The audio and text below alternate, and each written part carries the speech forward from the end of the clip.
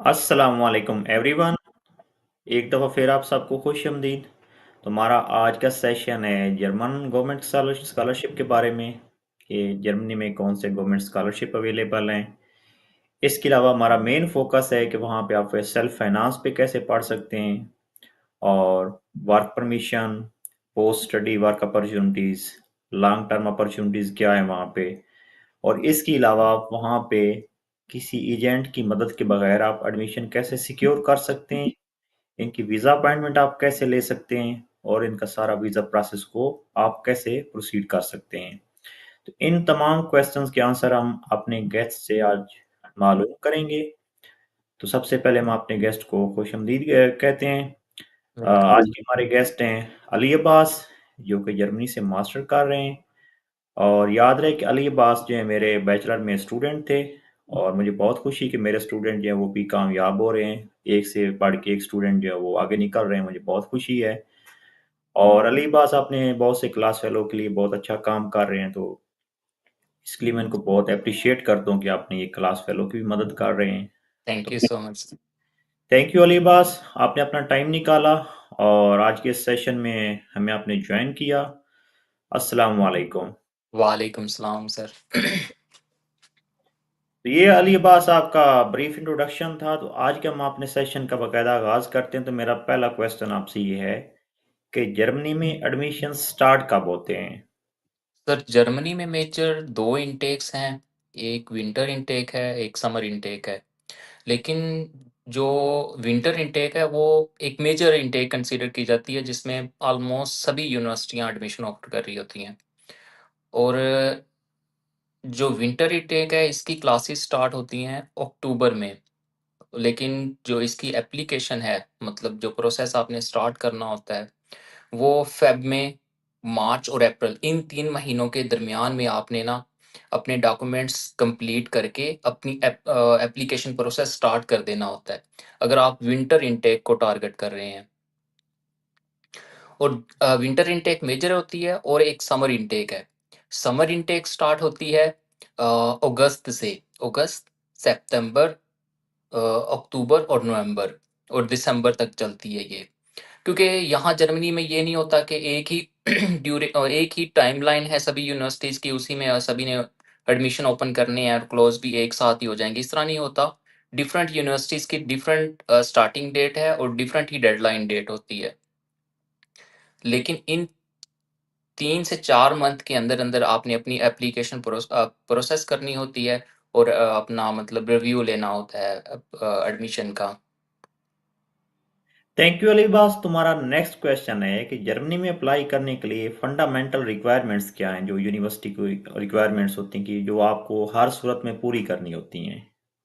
Sir अगर आप master को टारगेट कर रहे हैं, फिर तो आपके पास बैचलर की डिग्री, ट्रांसक्रिप्ट और आपके पास इंटर और मैट्रिक के सर्टिफिकेट्स होने चाहिए।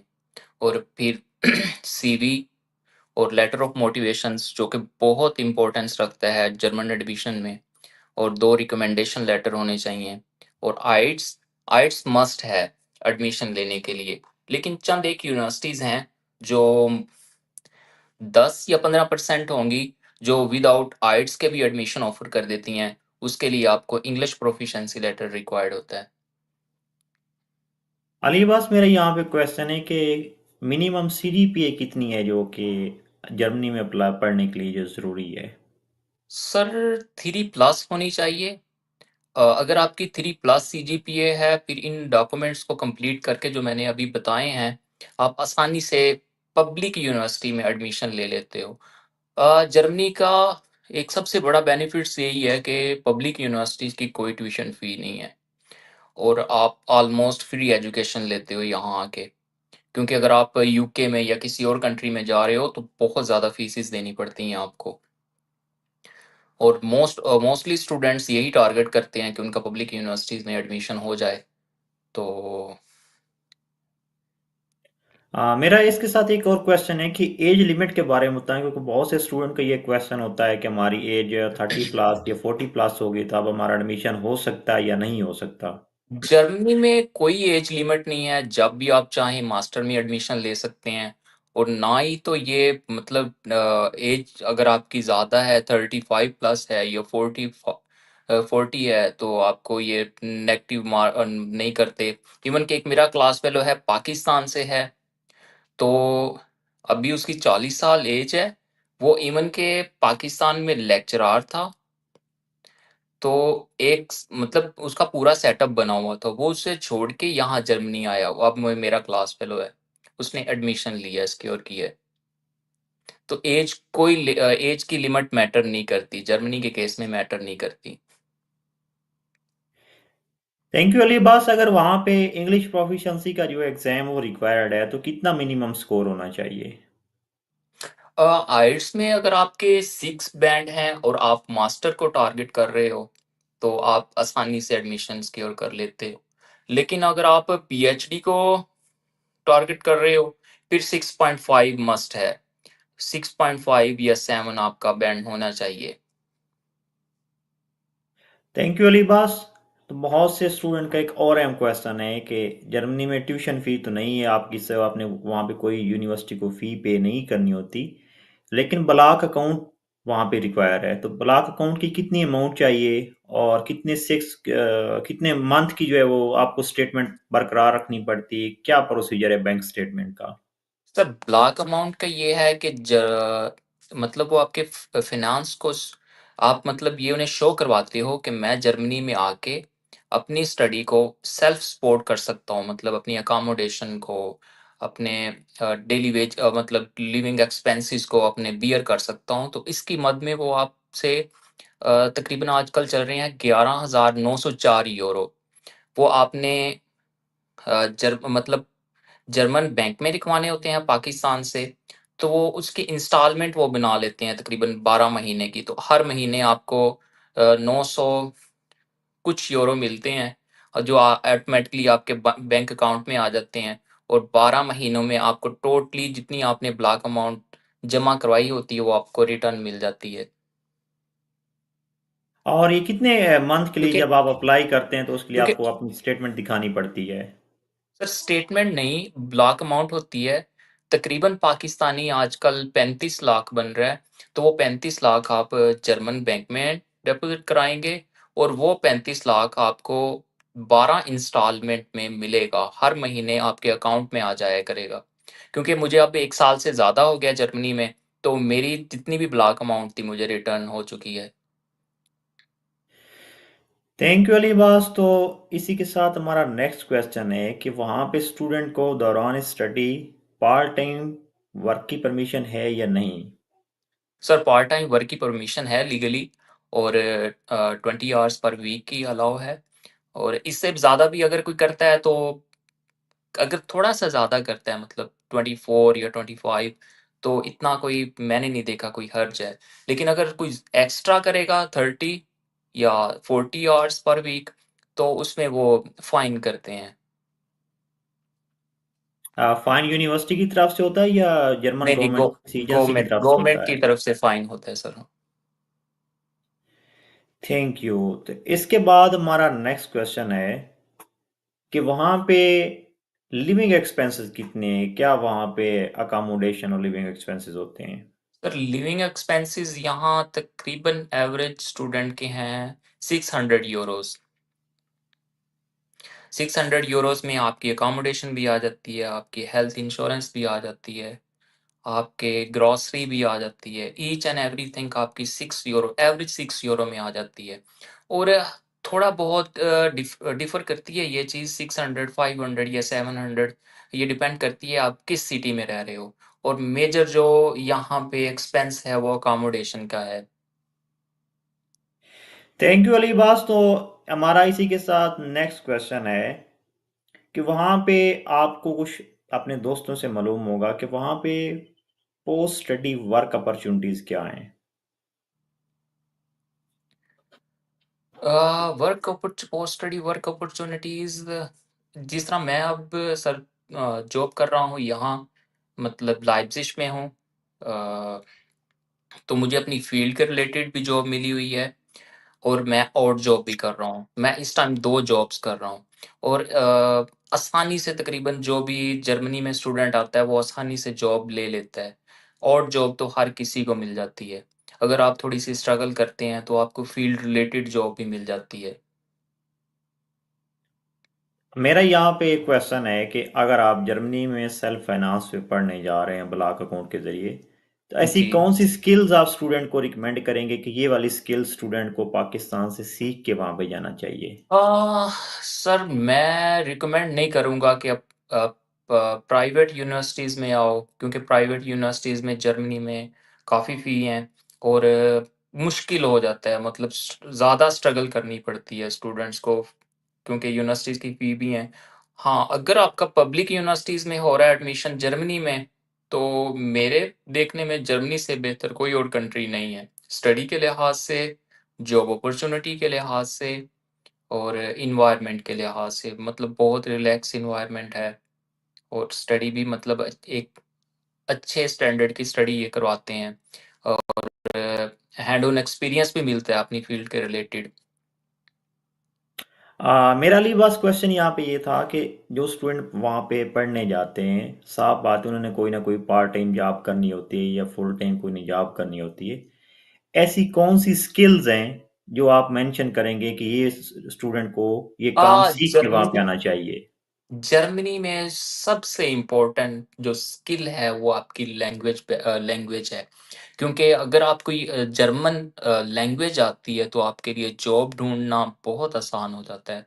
अगर आपको जर्मन नहीं आती, गुजारा हो जाता है, जॉब भी मिल जाती हैं, लेकिन जॉब अपॉर्च्युनिटी कम हो जाती है आपके लिए।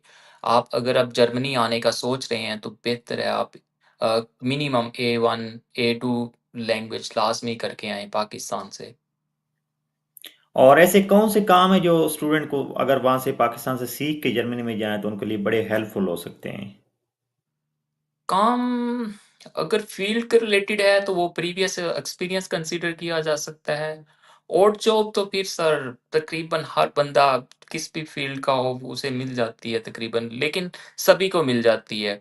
और ये है कि जर्मनी में ना मेरे देखने में जो बाकी यूरोप के कंट्रीज़ हैं, क्योंकि मेरे बाकी दोस्त भी डिफरेंट कंट्रीज़ में हैं, इटली में है, ऑस्ट्रिया में है, तो उन सब से बेहतर अगर अर्निंग देखी जाए तो वो जर्मनी की है पर आवर वेजेस के हिसाब से। तो एक अच्छा मतलब इंसान ना, एक स्टूडेंट्स अच्छे पैसे निकाल लेता है मंथली। अगर वो ऑड जॉब कर रहा है और एक साथ मिनी जॉब कर रहा है, तो ऑलमोस्ट 70 100 टू 80 100 वो अर्न कर लेता है। लेकिन मेरा क्वेश्चन अभी भी वही है कि ऐसे कौन से काम है जो स्टूडेंट को आते हो तो उसको जॉब भी आसानी से मिल सकती है और उसकी अर्निंग भी बाकी स्टूडेंट के या बाकी वर्कर के कंपैरेटिव अच्छी हो सकती है? पर लैंग्वेज है और ड्राइविंग लाइसेंस है। ड्राइविंग लाइसेंस तो आप यहाँ जर्मनी आके ही कर सकते हो, क्योंकि अगर आप पाकिस्तान से करके आते हो, तो वो सिर्फ़ उसकी वैलिडिटी सिर्फ़ फर्स्ट 6 माह के लिए होती है। उसके बाद वो आपके काम नहीं आता। और ड्राइविंग लाइसेंस है, लेकिन वो जर्मन का ड्राइविंग लाइसेंस थोड़ा-सा सबसे मुश्किल कंसीडर किया जाता है और वो होता भी जर्मन लैंग्वेज में है, तो इससे जॉब अपॉर्च्युनिटी काफ़ी बढ़ जाती है। थैंक यू अली बास। तो मेरा नेक्स्ट क्वेश्चन है कि आप अपनी सक्सेस स्टोरी बताएं कि आपने बगैर किसी एजेंट की हेल्प के आपने कैसे पब्लिक सेक्टर की यूनिवर्सिटी में एडमिशन लिया? सर मैं जब 7th सेमेस्टर में था, आपके पास ही पढ़ रहा था, तो तभी बाहर जाने का एक क्रेज़ बन गया था मेरे माइंड पे कि मैंने बाहर जाना है। और क्योंकि पाकिस्तान में जॉब की इतनी कोई अच्छा फ्यूचर नज़र नहीं आ रहा था, तो घर वालों को सपोर्ट करने के लिए, अपने फ्यूचर को देखते हुए मुझे यही था कि मैंने अब बाहर निकलना है। तो मैंने ज़ाती तौर पे मतलब मुख्तलिफ यूट्यूब चैनल्स के ज़रिए इन्फॉर्मेशन इकट्ठी करना शुरू की और अपना तकरीबन सारा प्रोसेस मैंने खुद हैंडल किया, ए टू ज़ी वीज़ा लगने तक। और मैं कहता हूँ जर्मनी का वीज़ा प्रोसेस बहुत आसान है, अगर इंसान खुद करता है ना, एक स्टूडेंट जिसने बैचलर किया हुआ है वो आसानी से खुद कर सकता है। और मतलब इतना स्मूथली चलता है कि आप उससे सोच नहीं हो रहे होते कि वाक़ई ही ये इतना आसान प्रोसेस है। तो खुद इंसान कर सकता है, अगर आपने बैचलर किया हुआ है, मास्टर को टारगेट कर रहे हो, तो आसानी से आप जर्मन प्रोसेस कर सकते हो। हाँ, पहले अपॉइंटमेंट की मुश्किल थी, मतलब आज से 2-3 महीने पहले अगर देखा जाए ना, जब मैं आया हूँ तब भी अपॉइंटमेंट का बहुत बड़ा मसला था। मतलब मैंने जब, क्योंकि मैं पहले ये था कि एक फास्ट ट्रैक था, एक नॉर्मल ट्रैक था जर्मनी के लिए। क्योंकि मैं नॉर्मल ट्रैक में आया था, तो मुझे याद है कि मैं तकरीबन 24 घंटे रात को भी नहीं सोया अपॉइंटमेंट के लिए, और दिन को भी, मतलब फुल टाइम कंप्यूटर पे बैठा रहा हूँ कि मैंने अपॉइंटमेंट लेनी है। किसी तरह अपॉइंटमेंट मेरे हाथ से ना निकल जाए। इवन के कुछ ऐसे मेरे दोस्त थे जिनके पास एडमिशन भी था, लेकिन उन्हें तकरीबन साल या 2 साल हो गए हैं, उन्हें अपॉइंटमेंट ही नहीं मिली थी। तो वो अभी तक जर्मनी नहीं आ पाए।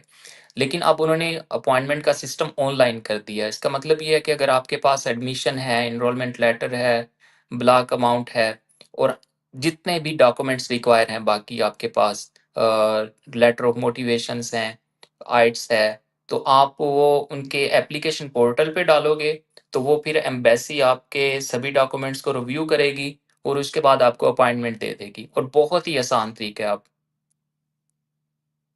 यानी पहले ज़्यादा मुश्किल था और अब प्रोसेस पहले आसान हो गया है। पहले ज़्यादा मुश्किल था, लेकिन अब काफ़ी आसान हो गया है। Thank you. तो इसके बाद अली बास कोई स्टूडेंट के क्वेश्चन है, आप उनको एड्रेस करना मैं चाहूँगा कि आप उनको एड्रेस करें। तो जी, सबसे जी। पहले क्वेश्चन है मंसूर हसन का क्वेश्चन है, I got admission letter from, से ये वो रोहर यूनिवर्सिटी है, और also from Parma Italy, which option is the best for me that I can start process on it. अगर आप इटली और जर्मनी को कंसीडर कर रहे हो, उनका कंपैरिज़न करना चाह रहे हो, तो जर्मनी इटली से बहुत आगे है। स्टडी के लिहाज़ से, अर्निंग के लिहाज़ से बहुत आगे है। मैं आपको यही सजेस्ट करूँगा कि आप जर्मनी को ही अपना, मतलब गोल कंसीडर करें कि मैंने जर्मनी जाना है। अगर आप थैंक यू। जर्मनी में अपनी डिग्री करते हो, उसके बाद जॉब अपॉर्च्युनिटीज़ बहुत ज़्यादा हैं जर्मनी में। थैंक यू अली बास। तो नेक्स्ट क्वेश्चन है मोहम्मद कासिम का, document attested copy require for PhD admission. जो डॉक्यूमेंट्स हमें अटेस्टेड करवाने पड़ते हैं जर्मनी के लिए, वो आपकी बैचलर की डिग्री और ट्रांसक्रिप्ट, और मास्टर की, अगर आप पीएचडी के लिए आ रहे हो, मास्टर की डिग्री और ट्रांसक्रिप्ट एचईसी से अटेस्टेड होनी चाहिए। बाकी जो हम देखते हैं, एफएससी और मैट्रिक की आईबीसीसी से होनी चाहिए, मैंने करवाई थी, लेकिन वो ज़रूरी नहीं है। अगर आप करवा लें तो ठीक है, ना करवाएं उसके बगैर भी गुजारा है, लेकिन मैंडेटरी जो चीज़ है, वो बैचलर और मास्टर की ट्रांसक्रिप्ट और डिग्री आपकी एचईसी से वेरीफाइड होनी चाहिए। उसके बाद फॉलो अप क्वेश्चन है मोहम्मद कासिम का, कहते हैं कि ब्लॉक फॉर एमएस और पीएचडी, तो ये पूछना चाह रहे हैं कि ब्लॉक अकाउंट किस लिए रिक्वायर है, एमएस के लिए या पीएचडी के लिए। नहीं, ब्लॉक अमाउंट जो रिक्वायर्ड है वो सिर्फ और सिर्फ मास्टर के लिए या बैचलर के लिए होती है। पीएचडी के लिए स्टूडेंट्स के लिए ब्लॉक अमाउंट रिक्वायर्ड नहीं होती, क्योंकि जर्मनी में पीएचडी का ये सिनेरियो है कि आप, अगर अपनी पीएचडी सिक्योर कर लेते हो, तो वो प्रोफेसर, या जिस आप स्कॉलरशिप के थ्रू, या दाद है, या अगर पाकिस्तान से आप एचईसी लेके आ रहे हो, तो वो आपको स्पॉन्सर कर रहे होते हैं। तो इस केस में आपको पीएचडी में ब्लॉक अमाउंट नहीं रिक्वायर्ड होती। थैंक यू अली बास। तुम्हारा नेक्स्ट क्वेश्चन है अरसलान बशीर का, recently public university admissions are open, please share a list of public university. Public university की लिस्ट बेहतर ये है कि आप जाएँ दाद.de पे, और अपने फ़ील्ड के रिलेटेड अपना कीवर्ड डालें वहाँ। अगर आप बैचलर को टारगेट करना चाह रहे हो, तो बैचलर सेलेक्ट करें, अगर मास्टर को टारगेट करना चाह रहे हो, तो मास्टर सेलेक्ट करें। तो बहुत ही आसान तरीका है। इस तरह आप फ़िल्टर लगा के बैचलर या मास्टर को, उसके बाद अपना कीवर्ड डालें। आप केमिस्ट्री कर रहे हो, फिज़िक्स करना चाह रहे हो, या इंजीनियरिंग की किसी फ़ील्ड में आना चाह रहे हो, या आईटी में आना चाह रहे हो, तो वो जैसे ही पुट करेंगे .de पे, तो वो आपको जितनी भी यूनिवर्सिटीज़ हैं जर्मनी में, जो उस प्रोग्राम को ऑफ़र कर रही हैं, तो आपको एक लिस्ट बना के शो कर देगी। Thank you Ali boss. Next question है अताउर रहमान का। For PhD Environmental Sciences, what should I do because I can't afford block account amount? Need your valuable suggestions.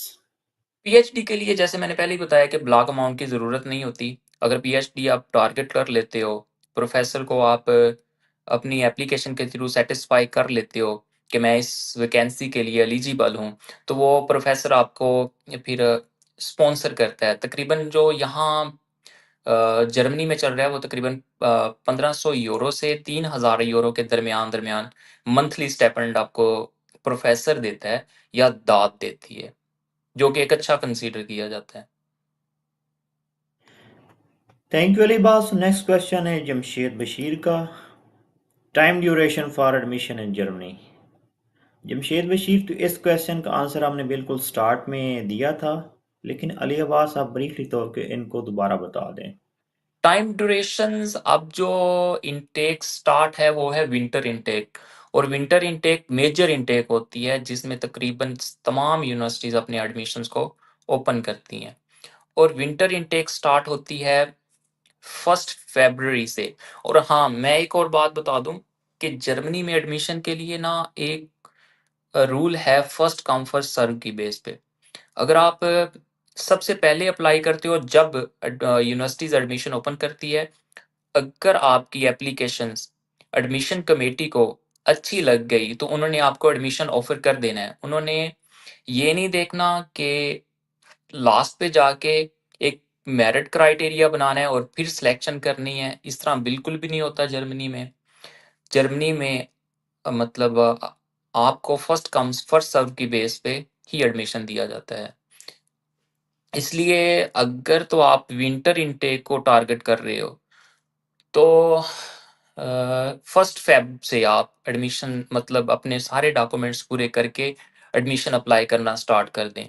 और अगर आप समर इनटेक को टारगेट कर रहे हो, तो फिर आप 1 अगस्त में अपने सारे डॉक्यूमेंट्स पूरे करके यूनिवर्सिटीज़ की लिस्ट बना के उन यूनिवर्सिटीज़ में अप्लाई करना स्टार्ट कर दें। अगर आपने टाइमली अपना एडमिशन लेना है, और टाइमली एडमिशन लेना आप इसलिए भी ज़रूरी है क्योंकि अगर आपके पास टाइमली एडमिशन होगा, तो आप ऑनलाइन पोर्टल पे जाके अपने सारे डॉक्यूमेंट्स दिखा के टाइमली अपॉइंटमेंट आप अपनी ले सकते हो। अगर आप लेट करोगे तो वो हो सकता है कि आप मतलब वीज़ा प्रोसेस में पूरे ना उतर पाएँ। Thank you Ali boss. Next question है फॉलो अप क्वेश्चन है अताउर रहमान का। Can for PhD IELTS must और नॉट? पीएचडी के लिए आईएलटीएस मस्ट है सर, और इसमें ज़रा आप एटलीस्ट डिफरेंशिएट। एटलीस्ट 6.5 होना चाहिए पीएचडी के लिए। मास्टर के लिए 6 भी होगा तो चल जाता है। क्या आप यहाँ पे डिफरेंशिएट करेंगे कि ये पब्लिक और प्राइवेट यूनिवर्सिटी दोनों सेक्टर के लिए रिक्वायर है या इसमें कुछ एग्जाम्पशन भी हैं? Sorry sir? मैं ये पूछ रहा हूँ कि जो आइल्स की रिक्वायरमेंट है ये पब्लिक और प्राइवेट सेक्टर दोनों के लिए रिक्वायर है या इसमें कुछ एग्जाम्पशन एग्जिस्ट करती हैं? नहीं, एग्ज़ैम्पशन एग्ज़िस्ट करती हैं। जो प्राइवेट यूनिवर्सिटीज़ हैं, वो बगैर आइट्स के भी एडमिशन दे देती हैं आपको, इंग्लिश प्रोफिशिएंसी लेटर्स पे। जो आप मतलब आप शो करवाते हो कि मेरी प्रीवियस बैचलर मैंने इंग्लिश में ही डिग्री है, तो आप इंग्लिश प्रोफिशिएंसी लेटर लेते हो और यूनिवर्सिटीज़ को देते हो, तो वो आपको एडमिशन ऑफ़र कर देती हैं। इवन के पब्लिक यूनिवर्सिटीज़ भी हैं तकरीबन 10 से 15% जो कि आपको बगैर आइट्स के एडमिशन दे देती हैं।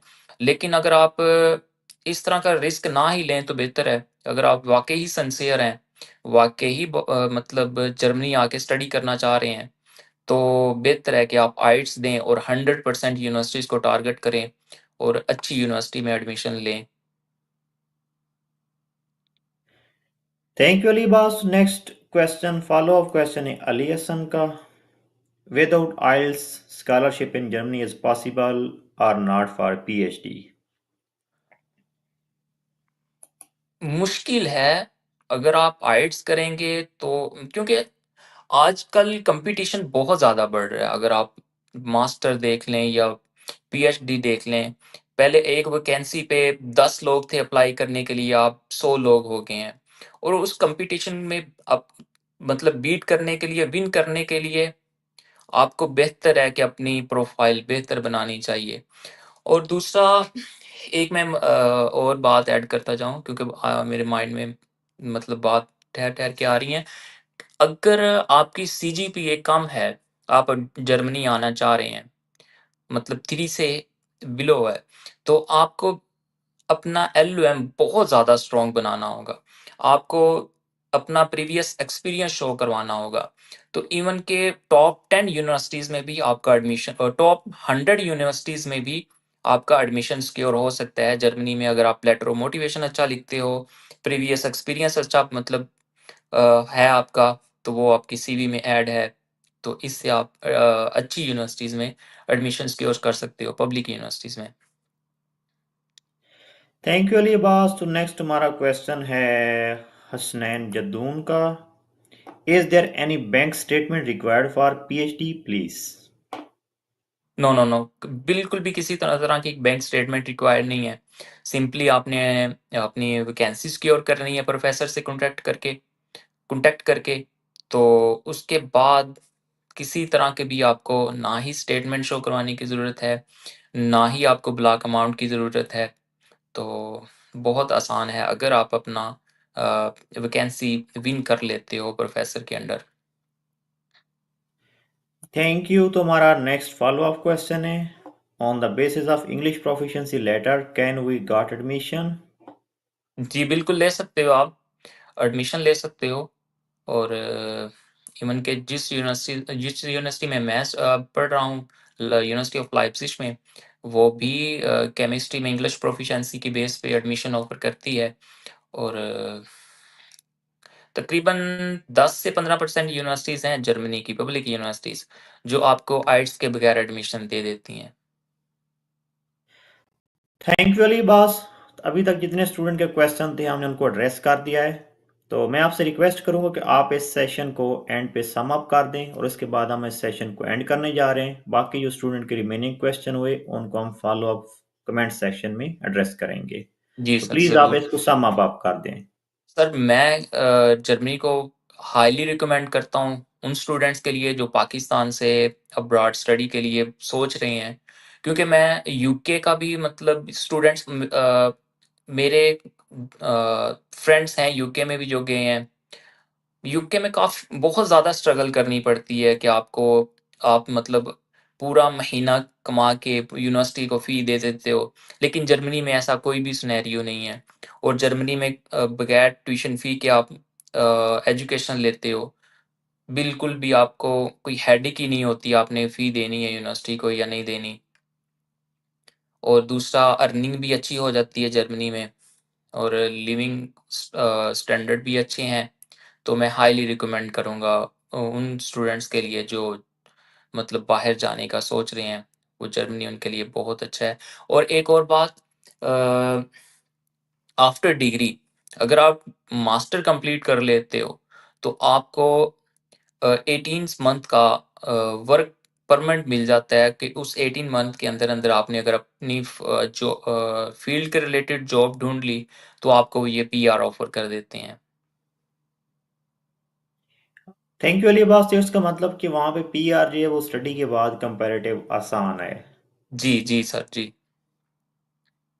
Thank you Ali Abbas. इस सेशन को और हम यहीं पे इख्तिताम पजीर करते हैं। बाकी जो स्टूडेंट के क्वेश्चन हुए उनको हम कमेंट सेशन में एड्रेस करेंगे। तो इंशाल्लाह हम नेक्स्ट सेशन में एक नए गेस्ट के साथ दोबारा हाजिर होंगे।